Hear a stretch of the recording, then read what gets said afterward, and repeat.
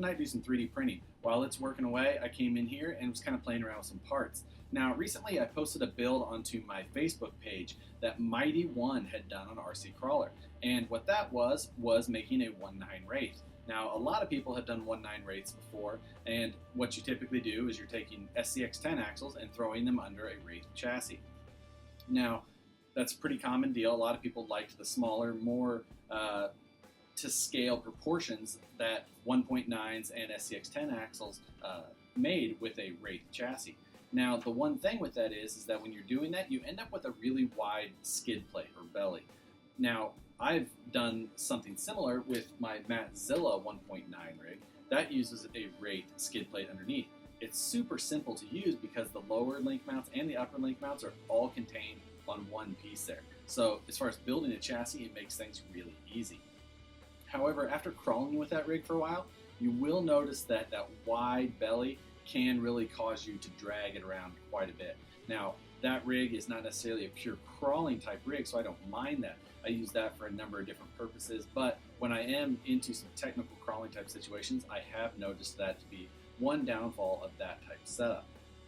Now, that build that I posted on my Facebook from Mighty, what he actually did is he took a different approach to it. He adapted a Wraith chassis to an SCX10 chassis, which made quite a bit of sense and is actually probably an easier route to go overall. Most people, if they're going to start with a Wraith, they're going to have to buy the SCX10 stuff. But if you have an SCX10, it's a super easy swap to add a Wraith cage. So it does add a different way that you can go at the build if it's something that you're looking to do. Now, I had actually had some brand new SCX10 frame rails in the package down here, so I threw a skid plate on it and I pieced together a transmission. This is actually the prototype version of the supershafty.com Harley version transmission. It's the anodizing was not quite the orange that we were looking for, though. It kind of came out more gold. So I've had it sitting around here and I decided to throw it up in this car for mock-up. So kind of the base to start with. I don't have any cross members in there at all yet, just the skid plate and that transmission.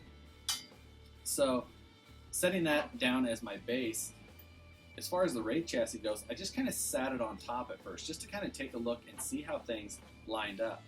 Overall, you'll notice that it's basically the exact same length front to rear. Now, that is after I've already taken off that front bumper setup, and I'll get into why I'm looking at doing that here in a second. But to start with here, like I said, very similar length overall front to rear. Now, I will want to pay attention to exactly where I set the chassis vertically as far as off of the SCX10 frame rails, because I want to make sure that the appearance comes out all right.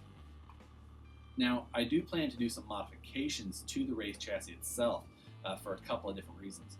One, these lower side rails, the very lowest part of this chassis, that is where the Wraith skid plate bolted to normally.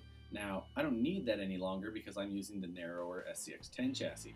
I'm also not going to try to bolt that part to the chassis because I can gain some clearance by removing that. So what I'm going to come in is I'm just going to Dremel off these pieces and clean it up. That'll just give me just that rocker sill out there and gain me some clearance in between the SCX10 chassis and that part. So I'll have a little bit better clearance when I'm in the rocks. Now, again, Mighty, what he did is he decided to make this a super easy truck to work on. Now, the Yeti here recently had came with that flip top hinge style lid, and he actually did something very similar, making a new mount in the very rear of the chassis to actually hinge the whole thing up. So I'm going to try and come up with a version of that as well, because after using and running that Ready for your Yeti for a while, being able to just flip that lid up and get access to everything inside is super nice. So I'm going to take that approach with this one as well. Everything that bolts to the cage will have to be non-functional as far as being able to easily lift up without having wires or things like that that are getting in the way. If I do have any wires like lights or things like that, I'll just want to run them back through the chassis and then down towards that hinge point and back so that everything hinges in one spot and I'll have a nice easy work area underneath. Now, I also mentioned removing that front bumper. Again, since I'm going to have this thing hinge up, I don't want my bumper to have to be, all the forces that this cage takes through that bumper would have to be transferred all the way to the back to that hinge point. So instead, what I'm going to do is come up with a bumper that mounts to the SCX10 frame rails like we would normally see. Now, since this Wraith chassis is more of a buggy style, not necessarily like a stock Jeep or something like that, I want to make sure that I build a bumper that's appropriate for this style of truck. You know, just throwing on a readily available bumper may not look quite right. Now, as far as the actual looks, I've had this body sitting around here for quite a while. This is the Proline Wraith JK body. It's a one-piece body. It actually looks pretty good. It's one that I don't see all that often, but it really does look very nice. It's got an integrated dash into the body as well. Now, it slides over the entire Wraith cage and kind of keys in at several spots. So now I've got that body sitting all the way down on that chassis. A nice, clean, easy look. That actually has kind of a narrower front end, has a little bit of a pinch to it, similar to what a Jeep JK would look like if you simply removed the fenders. The rear also follows the lines of the cage, so it has a little pinch as well. Pretty nice little setup overall. Kind of excited for how that fits.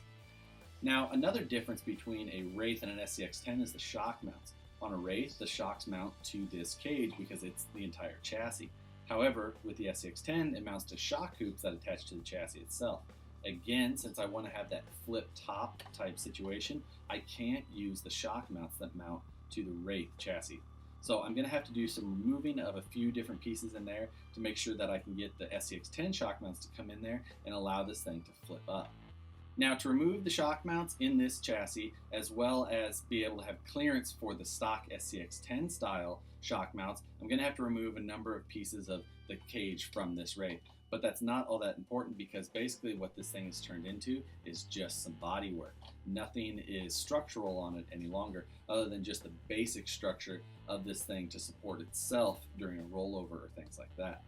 Now, being that this car now has frame rails full length, it actually becomes a Class 2 legal Sorka rig as long as you pay attention to the width of the axles front and rear to make sure that they are the appropriate width compared to the body at the doors. So just a number of things like that we need to pay attention to, and then we can start adding the details that we need to start raising the number of scale points that this car would have. So to give you a quick little idea of the proportions of this rig, taking 1.9 wheels and tires and putting it on a Wraith cage, taking my 1.9 Ultra 4 rig here and throwing it on its lid. Now we can kind of mock up where this cage will sit. Now, for Sorka rules in Class 2, we need to make sure that the wheelbase of this body matches the wheelbase of the axles pretty closely. So in the rear, if we match that up, we'll notice that our front is a little bit too far out there. So for the wheelbase of this truck, I'll need to suck that in a little bit. This is about 12 and a half, so I'll probably need to go to closer to 11 and a half inches on the wheelbase overall to make this thing fit proportionally. But the look of a 4.75 inch 1.9 on the Wraith chassis actually looks pretty good. Now, to give you an idea on the width, I mentioned to you that the rear of this body does have a little bit of a pinch, but the inside of the tires still do not extend past the widest point of the door. So this width would still work to the Class 2 rules of Sorka would have.